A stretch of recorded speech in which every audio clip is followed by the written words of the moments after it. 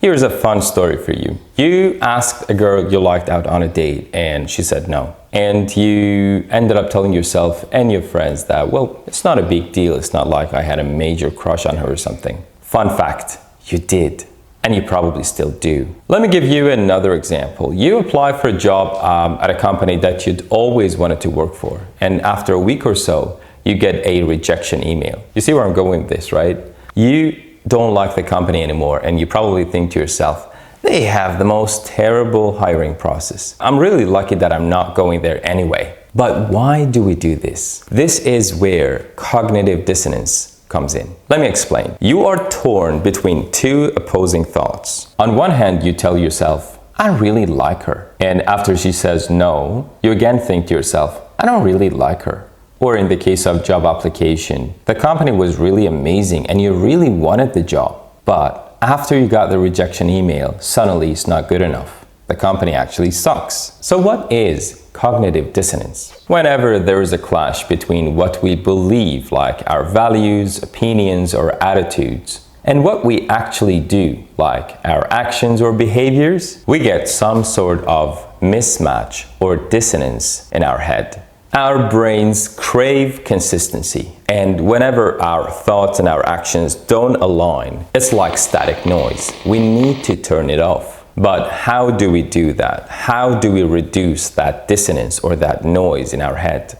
There are three common strategies we use to reduce cognitive dissonance. Sometimes we change the behavior, sometimes we change the belief, and sometimes we justify it or just add new reasoning. Let's take a look at another example from real life. You believe fast food is unhealthy, and then you had a burger today. These two are in clash. So there are three scenarios. You could change the behavior and tell yourself, that's okay, I ate junk food today, but tomorrow I'm sticking to my meal plan. Or you might change your belief. You know what, one burger is not gonna kill me. Or you might even justify it or add new reasoning. I have worked really hard today and I deserve a break. Plus, it has lettuce on it. Cognitive dissonance isn't new at all. It's probably as old as history itself. But the technical term goes back to late 1950s. Leon Festinger and his colleagues introduced cognitive dissonance in 1957 after studying a doomsday cult called the Seekers. The Seekers believed the world would end by a catastrophic flood on 21st of December and that they would be rescued by a UFO. When the predicted apocalypse didn't happen,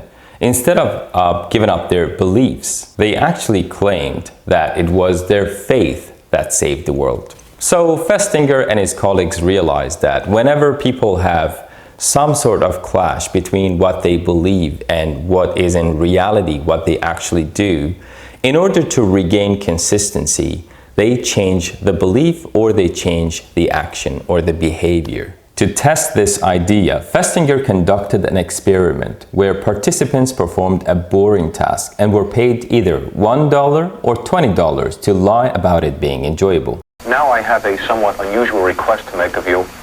The next subject is waiting right outside, but the fellow who ordinarily gives the spiel isn't here. I wonder if you could possibly take his place. As a matter of fact, we figure we'll be needing someone in the future. So I'd like to offer you a $20 retainer and have you remain on call for us. Would that be all right? $20? That'd be fine. Those paid $1 felt more discomfort because the small reward didn't justify the lie. So they changed their attitude and convinced themselves the task was really enjoyable. Who participated in an experiment last week, and she said it was very tedious. Oh, I don't think that was the same experiment because this one wasn't boring at all. I didn't think so. And this demonstrated how people resolve conflicting ideas and beliefs by changing their attitudes and adjusting it. But why does all of this matter? Why do we care about cognitive dissonance so much? Well, something to keep in mind is cognitive dissonance isn't just a theory that goes back to 1950s. As I told you before, it's as old as history itself. We are in states of cognitive dissonance pretty much every single day. Have you ever justified buying something expensive by saying, I deserve it? Or told yourself that skipping the gym just this once isn't a big deal? That, my friend, is cognitive dissonance in action. And it explains how we bend the reality sometimes to match our choice, even when it doesn't make sense. Now that you know about cognitive dissonance, I would like to hear from you. I want you to share in the comment section below the last time that you were in such a situation, the last time you were in a state of cognitive dissonance. It could be something, probably a situation where you had to change your belief, or you had to change your attitude, or how you felt about something to probably lessen that noise in your head and reduce that dissonance. Do I even have to say it? Please like the video and subscribe to my channel so you don't miss out on any future videos that I'm making. I'm gonna make heaps of fun and informative videos very soon, so make sure you don't miss out on those. Thank you so much for watching. See you in my next video.